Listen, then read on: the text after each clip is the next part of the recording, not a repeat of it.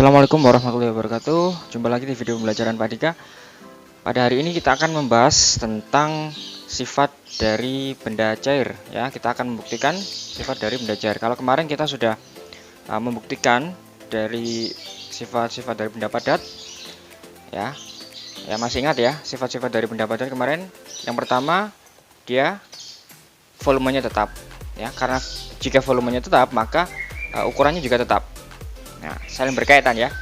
Jika ukurannya tetap, maka ya kerapatannya juga relatif sama ya. Volumenya tetap, bentuknya tetap, dan kerapatannya sama. Kerapatan bendanya sama.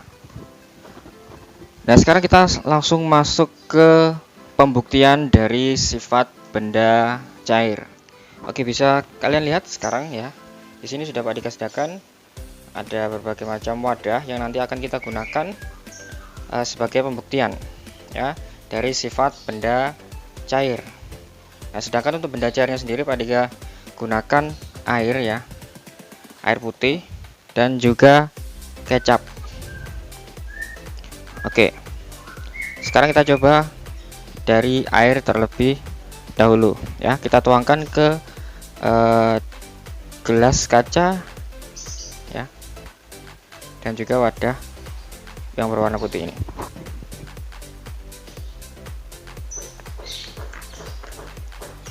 Oke, perhatikan. Ketika tuangkan airnya seperti ini ya, kamu lihat ya, sifat yang pertama sudah kelihatan ya di sini. Karena dia kerapatannya agak renggang, berbeda dengan benda padat ya. Karena dia benda cair ya, kerapatannya lebih renggang. Maksudnya bagaimana? Ketika dituangkan ya, dia akan menyebar ke segala arah ya. Dia akan menekan ke segala arah. Nah, bahasa Jawa ini ambiar gitu ya. Nah, jadi dia akan menekan ke segala arah. Nah, akhirnya bentuknya menyerupai gelasnya ya kan. Nah, karena dia menekan ke segala arah. Nah, berarti kalau seperti itu ya, kerapatannya agak renggang ya. Kalau benda padat kerapatannya relatif sama, karena meskipun dipindah, misalnya botol ini dipindah ke sini ya, dia tetap bentuknya botol seperti ini, dia tetap botol, ukurannya juga sama ya. Oke, jadi sifat yang pertama yaitu kerapatannya ya agak renggang. Oke, sekarang kita pindah ke wadah satunya ya. Kita tuangkan seperti ini. Oke, bisa kalian lihat ya. Nah, ini.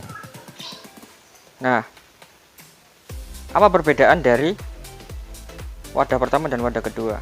Apa bedanya? Ya dari bentuknya ya. Kalau airnya dituangkan ke sini, maka bentuknya akan menyerupai wadah yang ini. Kalau dituangkan gelas, maka bentuknya juga akan menyerupai gelas, karena dia sifat yang pertama tadi ya, kerapatannya agak renggang. Karena kerapatannya renggang, dia akan menekan ke segala arah ya, dia menekan ke segala arah. Oke, nah sekarang kita coba menggunakan benda cair lainnya yaitu kecap ya. Bentar, kita tuangkan di sini.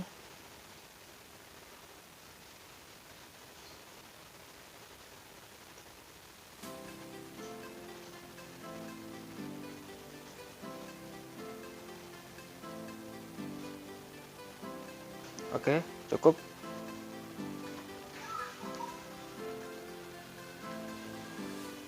Nah, kalau kecap lebih terlihat ya. Nah, kamu lihat. Ketika Pak Dika tuangkan di sini, ya, ternyata bentuknya seperti apa? Ya, bentuknya seperti wadah persegi, ya kan? Bentuknya persegi seperti wadahnya. Nah, berarti sifat yang kedua adalah dia mengikuti bentuk wadahnya, ya. dia mengikuti bentuk wadahnya. Yang pertama tadi apa? Kerapatannya relatif renggang, ya, agak renggang. Kerapatannya agak renggang atau relatif renggang. Sifat yang kedua tadi yaitu ketika dia dimasukkan ke sebuah tempat atau sebuah wadah, maka dia menekan ke segala arah. Akibatnya dia akan mengikuti bentuk wadahnya, ya, mengikuti bentuk wadahnya. Nah, seperti ini, sesuai dengan bentuk wadahnya kan dia. Nah, karena kerapatannya renggang, akhirnya dia menyebar kemana-mana, ya, dia menekan ke segala arah, ambiar gitu ya. Nah, sekarang kita pindah tempat, ya, kita pindah tempat ke sini. Coba, apa yang akan terjadi?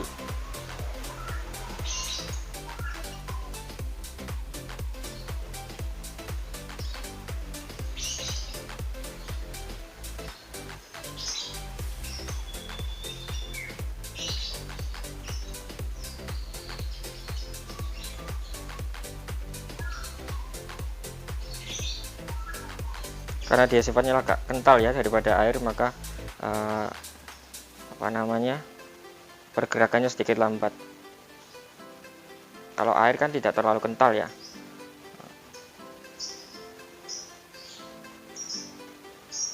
Oke, cukup. Nah, ya, yang terjadi sama ya.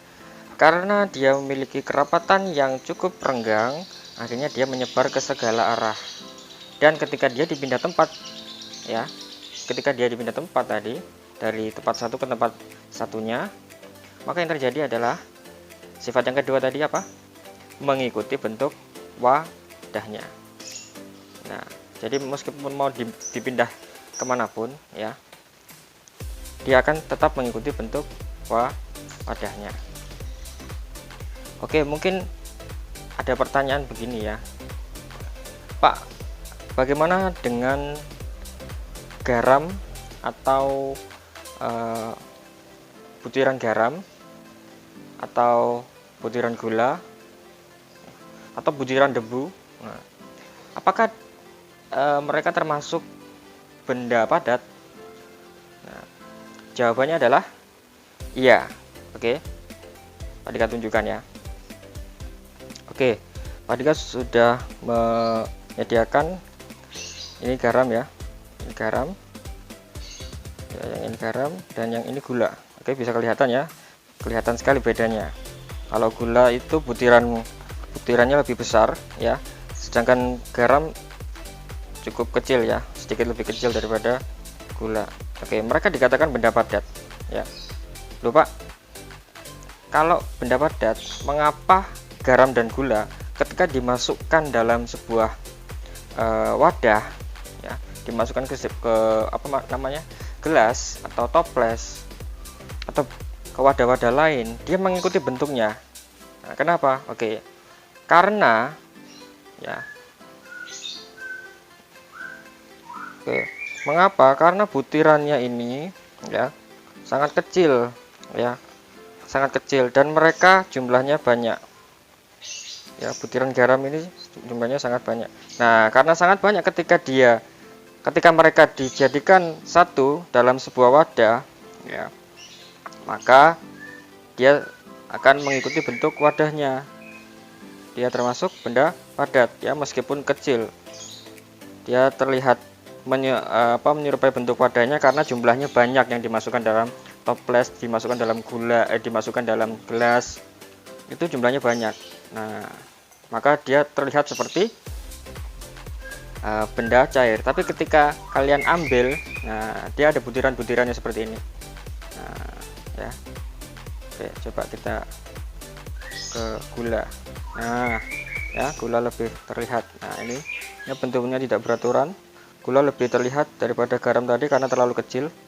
Nah, ini gula bisa larut di dalam air ya, di dalam air atau minuman-minuman lain yang biasanya menggunakan gula ya. Nah, jadi gula dan garam ya, lalu juga butiran pasir atau butiran debu, itu sebetulnya juga termasuk benda padat, hanya karena memang jumlahnya mereka yang banyak dan mereka terlalu kecil gitu, ketika mereka dikumpulkan dalam suatu wadah, maka mereka akan membentuk sebuah wadah ya, menyerupai wadahnya. Dapat ya, seperti itu. Oke, berarti kalian sudah dapat dua benda ya, benda padat dan benda cair. Mari kita ulangi lagi, benda padat dan benda cair ya. Oke, diulangi lagi. Benda cair memiliki sifat yaitu yang pertama yaitu kerapatannya relatif renggang. Lalu yang kedua yaitu mengikuti bentuk wadahnya, dan tambahan yang ketiga yaitu volumenya tetap. Nah, berarti benda cair dan benda padat memiliki kesamaan, yaitu sama-sama memiliki volume yang tetap. Baik, sekian dulu video dari Pak Dika hari ini. Semoga bisa bermanfaat. Terima kasih sudah menonton. Pak Dika akhiri. Wassalamualaikum warahmatullahi wabarakatuh.